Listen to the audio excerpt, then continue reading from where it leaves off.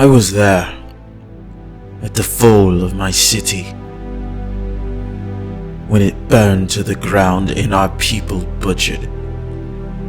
My family was butchered, when the wretched men of Umma burned my home to the ground. Now, their leader claims himself to be king of all Sumer.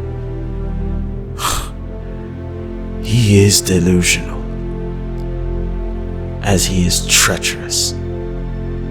Lual Zagazi, king of Sumer they call him, but what he does not know is that the war is far from over. As long as I draw breath, the war is not over. I now travel with hundreds of my fellow survivors from Lagash, and every day our resistance grows. With other cities that have fallen at the hands of the enemy, we will fight. We will struggle. And we will survive. By the gods, I swear this oath. We shall reclaim our glorious city. And I shall avenge my family. We will all avenge our people. This I swear. On my honor, I swear it. Welcome, viewers, to Sapient History, where we discuss the different civilizations, wars, and history of our past as a species. Today we discuss the first king and perhaps emperor in human history, as well as the first empire. So please join me as we tell this story. Within history, there are a myriad of examples of humans who became the first of something, the first to fly, the first to walk on the moon. However, there is one story of a man who would become the first ruler in all of human history. I do not speak of a city councilman or a tribal leader, but a king and an emperor. A man whose deeds are shrouded in mystery and legend. A man who was idolized by powerful rulers that came after him. History will often give us stories of humans who redefine forever the age in which they lived, through their actions alone, as if time itself awaits with bated breath to see their next move. If such things as fate and destiny do exist, these individuals throughout our collective history are perfect examples of it. One of these individuals that we will be discussing became the ruler of possibly the first empire in human history, and his name was Sarukhin, or his more known name and title, Sargon the Great, King of Akkad in Sumer. Our story begins within the fertile plains of Mesopotamia during the 4th millennium. We discussed in our previous video how this region saw the development of the first human settlements and cities. Within this region existed Sumer, in which great city-states would rise, such as Ashur, Babylon, Uruk, and many more. These cities not only grew in size, but also in complexity, as developments in mathematics, astronomy, writing, and science were made.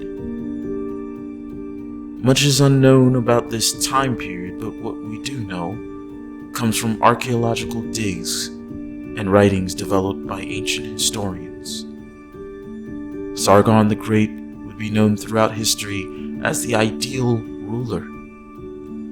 However, little is known of his early life. Much of what we do know has become myth and legend. However, myths often give us clues to at least gain an understanding. It is said that Sargon was a son of a priest and was born in Akkad, a region north of Sumer. Eventually, his mother, in an act to save her baby, sent Sargon downriver in a basket. I am sure that many of you recognize the parallels between the origins of Sargon and Moses, whose mother also sent him downriver in a basket to escape danger. This is a common theme in our history, where the Abrahamic religions often have stories from pagan religions of the past and adapted into them. Sargon would find himself as a cupbearer for the ruler of Kish named Zababa, where undoubtedly the young man would learn statecraft and politics serving so close to a ruler. Around this time, 2350 to 2340 BC, the city-states of Lagash and Umma were locked in a bitter war. These two rival city-states had warred for centuries, and now it seemed to be at the climax of their struggle. The war would end with the fall of the sacking of Lagash. Umma's ruler, Luel Zagazi, would go on to conquer the cities and towns within the region. He would then declare himself king of all Sumer. Although historians dispute Luel's claim to kingship, as he did not control all of Sumer, and would lose everything as quick as he gained it to Sargon the Great. Sargon founded a city-state of his own and gathered his strength. And when he had enough support, Sargon marched on the city of Uruk, the seat of this so-called king of Sumer. Sargon seized the city and Luel, allowing Sargon to seize power within the region. His army would over time, and after a myriad of different battles, conquer all of Sumer and Akkad, creating the first empire in human history. With Sargon as the first emperor, his reign would continue with his sons after his death, and his impact would be monumental as other rulers would attempt to emulate this king and pass down his legend throughout time. Thank you again for viewing this episode.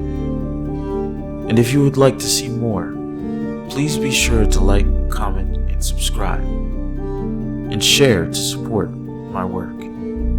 Also, please follow me on Twitter for updates for the channel. And as always, this is Sapien History, signing off.